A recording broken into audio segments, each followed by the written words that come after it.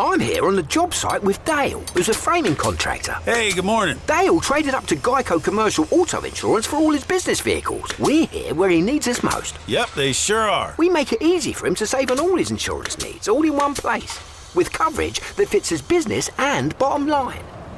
Oh, I shouldn't have looked down. It's all right. We're so far up here. Look at me. Take a deep breath. Oh, I'm good. So good. Get a commercial auto insurance quote today at geico.com and see how much you could save. Get more with Geico. I thank you very much for tuning in to That Will Nevr Work podcast. Climbing the corporate ladder used to be the dream. But what if your next level of purpose requires you to step off?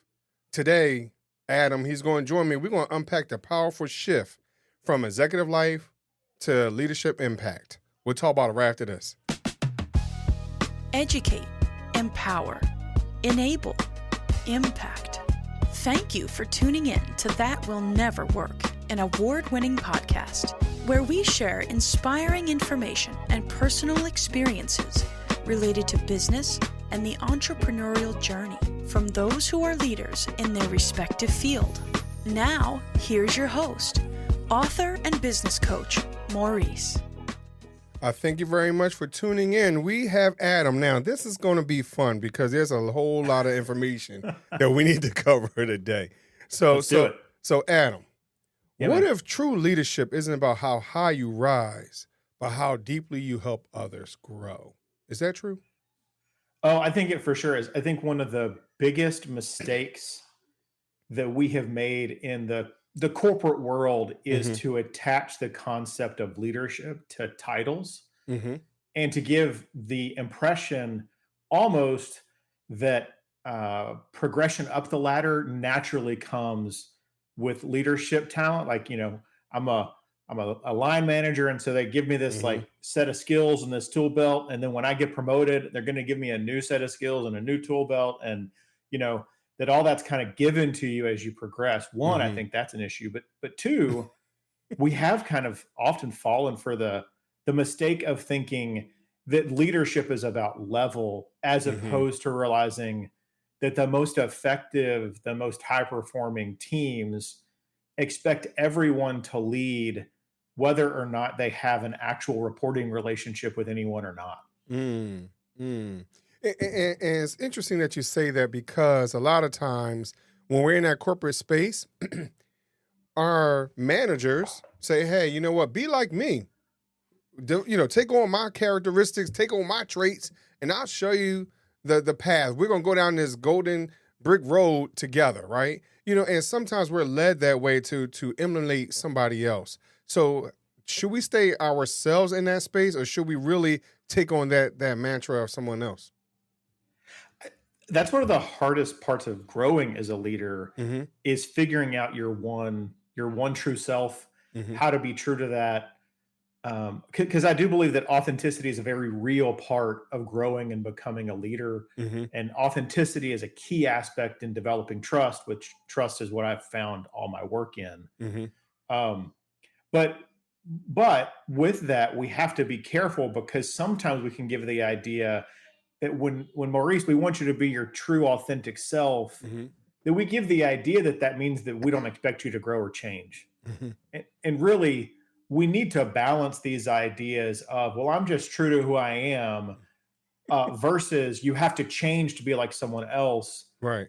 That we really need to embrace the idea that as I grow and as we grow our people, there should naturally be some change and some development and maturity almost. It shouldn't be becoming someone else. It should be becoming the next version of who you are, and getting really comfortable with being true to who you are, while also identifying the parts of you that may need improvement and growth and development. So you talk about being yourself. Yeah. There's another word you use about mature, the word mature. I'm going to play off of that for a moment. So for those of you who wants to know anything about Adam, you can go and read his bio anywhere, listen to him. But there's something in his bio that talks about he's the Paw Patrol he understands Paw Patrol. And I had to look up Paw Patrol and understand understand what some of the lessons that we can learn from leadership perspective of Paw Patrol. That's funny. Yeah. So, full context for listeners, I've got a lot of kids. My oldest is 16. My youngest is 3. My 3 younger kids, what in our family we often refer to as the littles, Paw Patrol is one of their favorite TV shows. Right. And it is interesting. I end up watching a lot of Paw Patrol. If called on, I can sing the theme song if we need to have that sort of action. But it's interesting because there are interesting leadership aspects embedded within this kids show. Right. And one of them is, one thing I love about the show. This is so funny to talk about, that they don't use every person. They don't use every pup in every episode, right? Depending on which, I mean, that show's hugely successful, 20, 25 seasons. So there's like different numbers of pups in there. But one of the really cool things is not everybody gets a seat on the bus every time. Not everyone's a starter every single time. And so, part of the role is the guy who's the leader, his name's Ryder. He, at one point, he says like, hey, here are the pups that I need. And sometimes it's all of them. And sometimes it's no, like we have this water thing. So we need Zuma, the pup with the water skills or whatever. And so I really like that idea that landing that everyone is valuable, but that doesn't mean that everyone is needed in every single scenario. And they really land that almost very subtly. But yeah, I think there's tons of cool little learning things we can see in there. And just using your analogy, see, as a leader, we're supposed to understand the strengths and weaknesses of each and every one of our people that we're leading, right? Also understanding what is our own personal strengths and weaknesses, where we have those people that's on our team that can help supplement that. But so now in that though, how do we diffuse our ego? Because sometimes our ego gets in the way of that. So how do we let that go just a little bit so we understand that we are building this team where we're helping to fill in some of those holes? Yeah. So, and we have to help do that for ourselves and for our teams, right? An example of that is lots of cultures establish value of team members based on a very competitive structure. And they believe and they have the idea that we need to drive competition amongst our team members in order to get the best out of them. I'm a big believer in competition. I'm certainly a free market economics guy, all that. But I do believe that culturally within teams, one of the ways that we model what we believe in is, do we reward people for making the team better, or do we reward people for showing out themselves? And the healthiest organizations incentivize and reward team supportive behavior as opposed to self-supportive behavior. One of my first leaders, he gave this great example. He went to West Point. Okay. And some folks between their senior year of high school and their first year at West Point, they do what's called a finishing school. It's kind of like an old school idea, but a finishing school, it's like they get a 13th year, like instead of 12th grade, they have a 13th or a second senior year.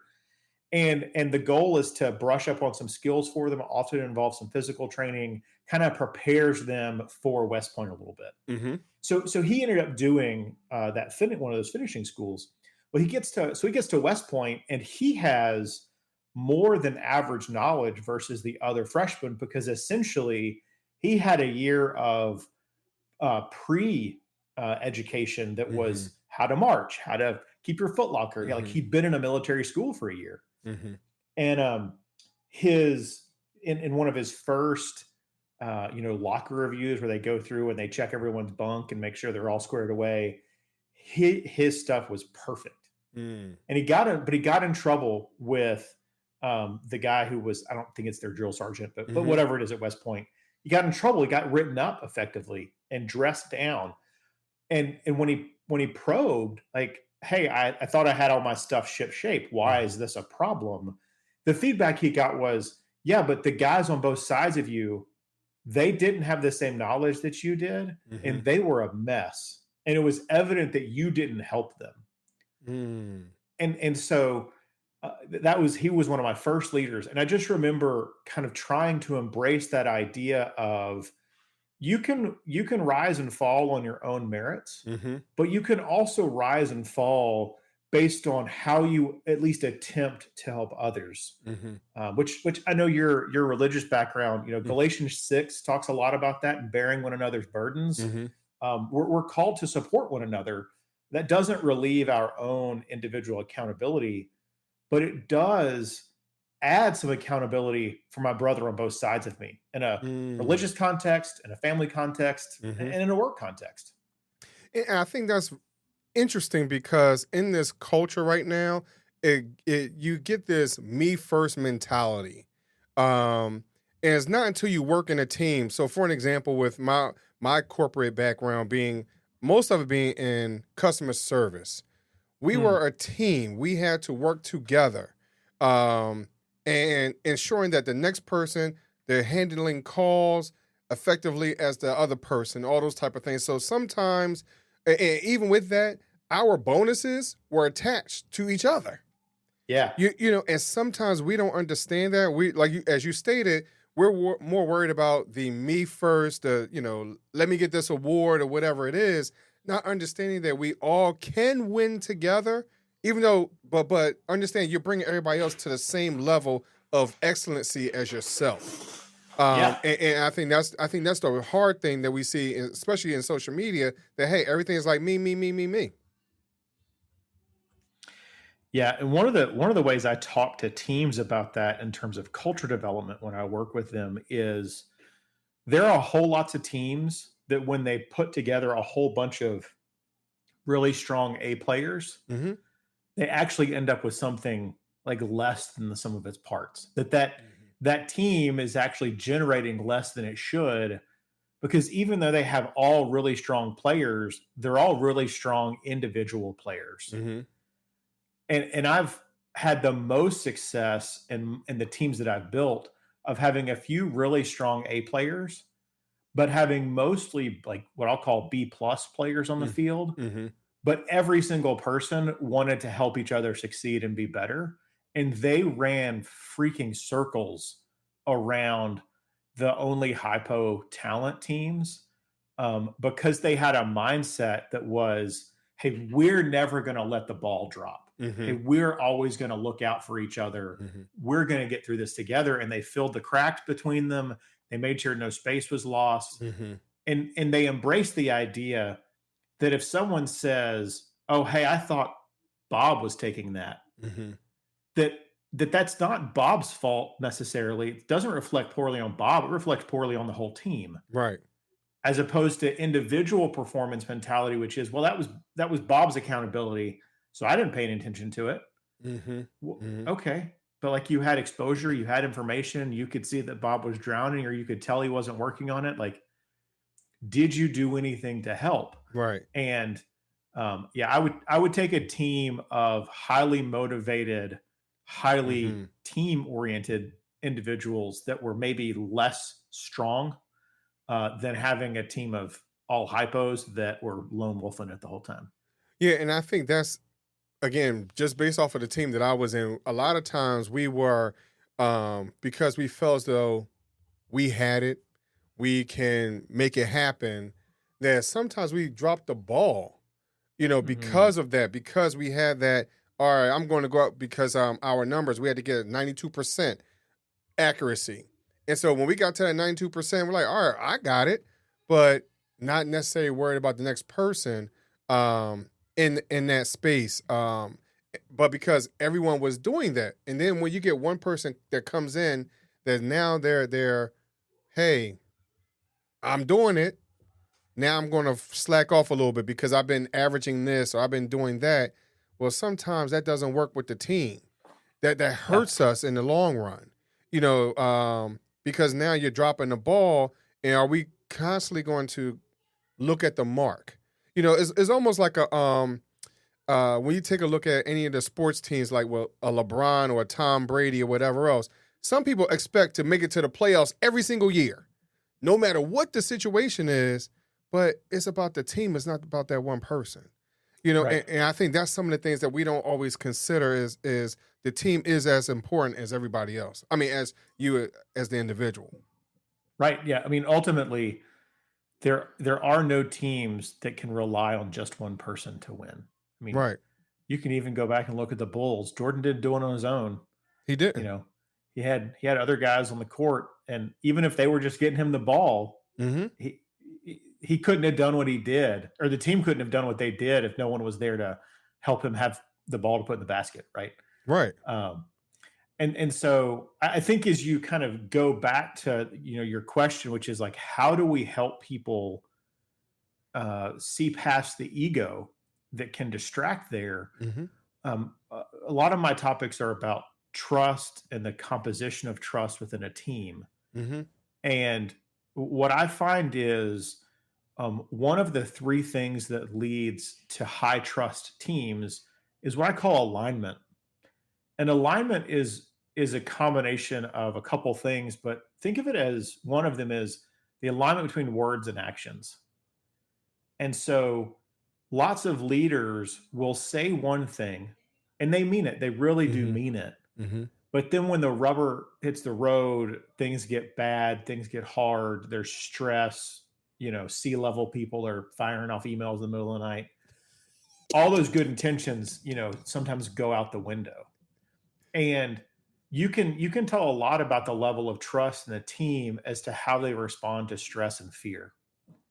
And there's a connection frequently between stress and fear and ego, because I'm afraid that I am going to use like an Asian term, I'm going to lose face in front of my leadership team or whatever. And so that has a direct connection to ego.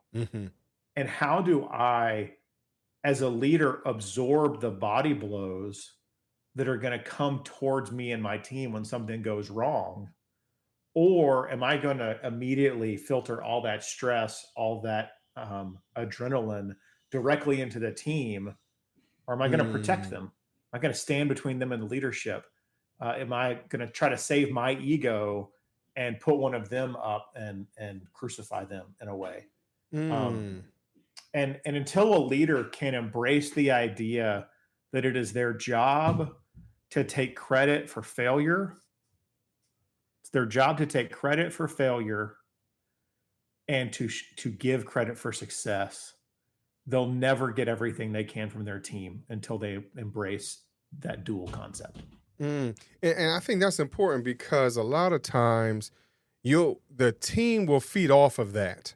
It's because your leader now looks like as if they are a part of you, they're not above, and they'll respect you in that leadership role because now you have taken the bullets, right?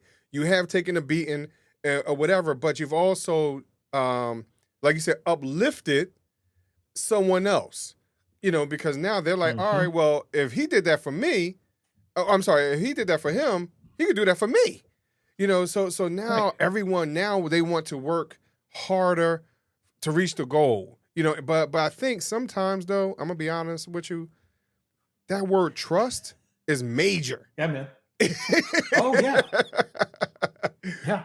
Because we can't, sometimes because of our community, wherever we might have grown up in, our childhood background or whatever it is, some of us who didn't watch Paw Patrol don't understand what the word trust really means, because we didn't see it, and so now we're adults and we're trying to build on something that is not really part of our makeup. Yeah, no, I agree with you completely. I mentioned I have quite a few kids. My youngest 3 children are adopted, and that's had a huge impact on me as a father, of course, but it's impacted some other things in my life. And one of them has been a shifting belief in the idea and concept of trauma.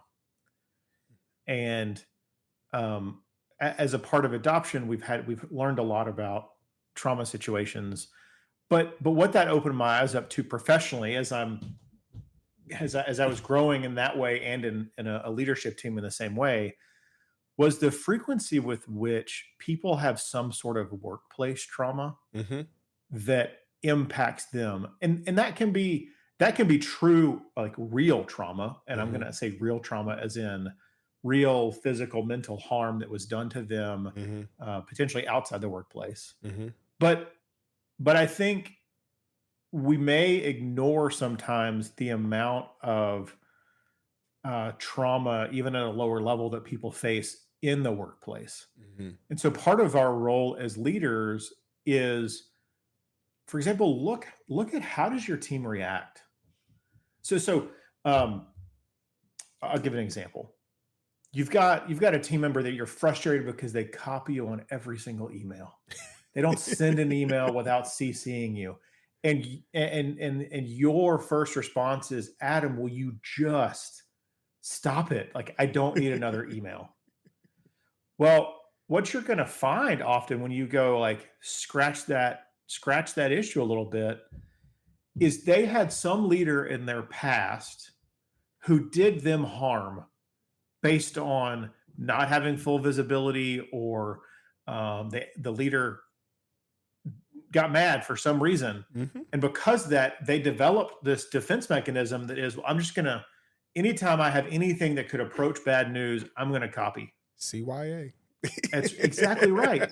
And often as leaders, we fall into the trap of addressing the symptom. The symptom is they CC me on every email, or the symptom is what I sometimes talk to my teams about, the power I formation, right? You bring the senior director, the director, the senior manager, and the manager, and they're all in the same freaking meeting, as if you need 4 layers of leadership to do this. Well, that happens because people don't have faith and trust that if something goes off the rails, that everything's going to work out okay. And so they go into defense mode, and their CYA is sending 10 times more emails than they need to, or having meetings with 3 times more people, or you can kind of keep building that out. And we can keep telling people, hey, you don't need to do that. But until we actually spend some time to identify the root of whatever caused their pain or trauma or issue that's leading to that defense, we're never going to solve the problem. And so part of being a great leader is seeing those behaviors and taking the time to be empathetic and care about your people enough to find out why they're doing that. And then, as a part of that, embracing the idea that you as a leader, that I as a leader need to set aside my ego and listen for the feedback that might be that I'm the one who caused that trauma. I may be the leader who got mad. I may be the leader who kind of asked, well, why did that meeting happen and I wasn't there? We always want to blame it on the guy before. Right. But part of growing in our trust with our teams is being empathetic enough to recognize that, and authentic enough to recognize that I may be the problem. And how am I going to develop a strong enough relationship with my team that they'll be able to tell me that? Adam, first of all, I'm going to say this. I think that's a mic drop. So because I'm going to say this, and I thank you very much for coming on the show. Where can someone talk to you and find you, where if I have a problem with taking responsibility, accountability for how I have affected not just an individual, but possibly the team as a whole? Where can I find you and talk to you about something like that? Because I struggle with that in my organization, my 9 to 5, whatever it might be. Yeah. The easiest thing is my LinkedIn. Look me up, Adam Malone. My actual URL on LinkedIn is Adam Malone Speaks. You see a pudgy white guy with a microphone and a beard and a black and white photo. It's probably me. Hit me up on there. I accept every connection request, every friend request. I'd be happy to talk to people in the DMs or over email or whatever. Because I believe that the world needs more great leaders. I think you might have heard me say that phrase a couple times. You throw my LinkedIn, that's a capitalized proper term, great leaders. It's a thing.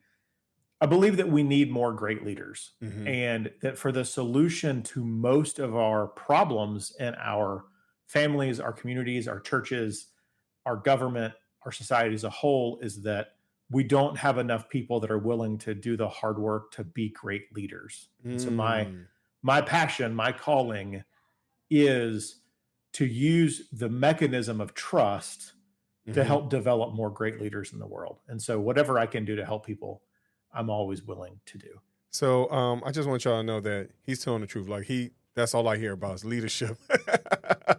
Because like I said, I listened to some other episodes. I heard some little snippets here and there, and I appreciate you, Adam.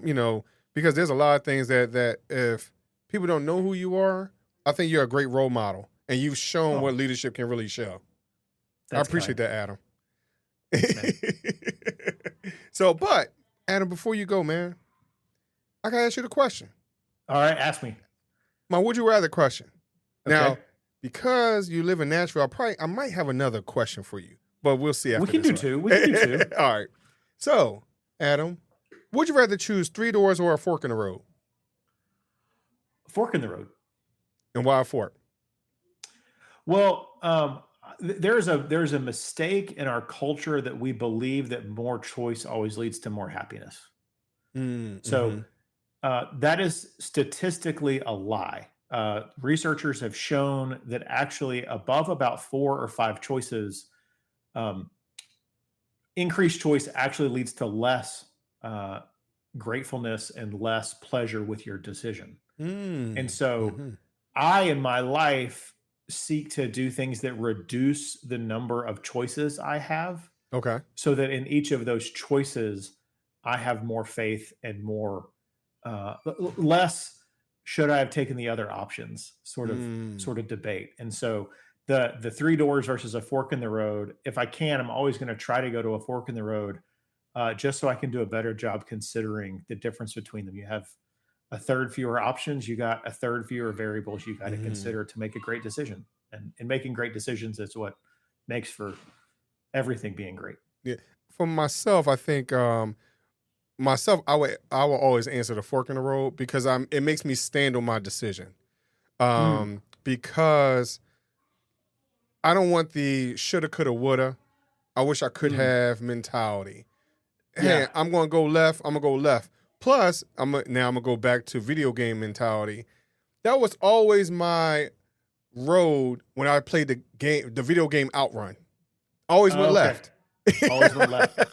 Hey, man, it makes it easy to make that decision. Right. So I go back to my childhood. That's like when I'm helping people think about performance management systems for their team, I often encourage people to use a 4-point scale and then a 5-point scale. Okay. And the reason is because so many people want to choose 3. They want to choose the middle option, which is just non-committal. And so when you go to 4, you're like, no, you're like, you have to commit. You have to decide. You're either going to say 3, this person's above average, or 2, this person's below average. But you don't get to choose average. You gotta take a stand on one side or the other at least. Right. That kind of same idea of like, you got to own that decision a little bit. You can't take this like mealy mouthed out. No. Of average. No, they're not. Nobody's average. No. Well, there is an average, but no one's average. But sometimes we play down to that. For whatever reason. So that way we won't be held accountable for that decision. Yeah, that's right. So but so you got to ask me the second question, the Nashville question. That's what I was going to get at. So because you are in Nashville, and I asked this question on the No Fruit podcast with my wife. It's a fun question. If you could choose to sing a duet with anyone in the world, dead or alive, who would it be? Man.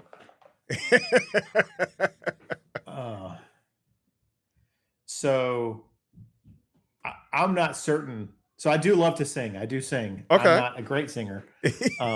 But the group the duet I love listening to the most these days is Drew and Ellie Holcomb. They have an album called Memory Bank. Okay. Which is fantastic. So that's who the duet I would probably choose to listen to. Listen to. And while I would love to sing with Ellie, I'm pretty certain my wife would be unhappy for me to do that. Yeah, so let's not do that. Yeah. So, I'm a good Nashville boy. I grew up north of town. The Shoney's in Hendersonville near me. You used to be able to go and see Johnny Cash every couple days. Like he was there all the time. Mm-hmm. So I don't know. I kind of probably have to go with good old Mr. Cash. Nice. I'd love to sing some Walk the Line with him or Ring of Fire. Okay. That'd be great. Nice. Good choice. Yeah, I appreciate that, man. But but I thank you for being a good sport for answering both of the questions, though. My pleasure. No problem, man. And of course, everyone, thank y'all very much for listening to That Will Nevr Work podcast. And all of Adam's information will be in the show notes. And we'll talk to you just a little bit later. Thanks for listening. Follow Maurice Chism on social media to stay connected and check back weekly for new episodes. Until next time, that will never work. Or will it?